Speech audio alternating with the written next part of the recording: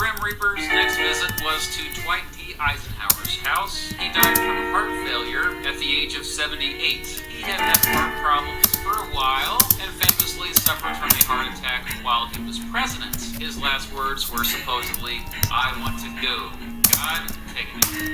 Harry Truman was the next to die. His organs had failed and his blood pressure went extremely low after suffering from severe pneumonia. He was in hate. We don't know his last words.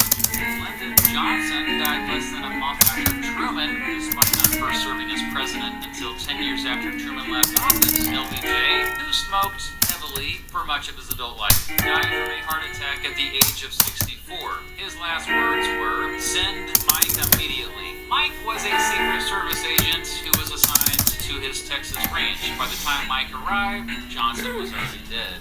The next president wouldn't die until more than 21 years later. That would be Richard Nixon, who died from a stroke at the age of 81. His last word makes a lot of sense. It was help. Ronald Reagan was the next president to die. Died from pneumonia after long struggling with Alzheimer's disease, which he was first diagnosed with in 1994. As horrible as Alzheimer's disease is, remember, Reagan nearly became the 5th president assassinated while in office, but survived a gunshot wound back in 1981. We don't know Reagan's last words, but he was 93. 2 years later, Gerald Ford died initially of arteriosclerotic cerebrovascular disease and diffuse arteriosclerosis. Okay, look, he had heart issues, okay? He was also 93, and we also don't know his last words. And finally, the most recent president to die was George H.W. Bush, who died of Parkinson's disease on November 30th, 2018. He was 94, at the time the longest-lived American president, but that distinction is now held by Jimmy Carter, Bush's son.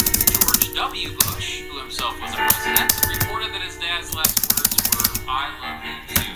In conclusion, you may have noticed that most American presidents have lived rather long lives. Even though it's supposedly the most dangerous job in the United States, presidents have historically lived longer than the average American. The average lifespan for Americans is currently 78.9, but in 1860 it was just 39.4, due to so many children dying back then. The average lifespan for all 39 American presidents who have died is 71.1, but remember, that goes back to 1797. 24 of the 35 presidents who died of natural causes lived longer than the average life. What the hell? If you just look at presidents who have died over the past 50 years.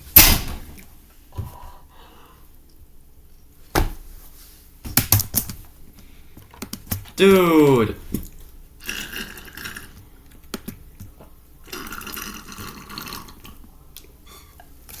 Oh my god.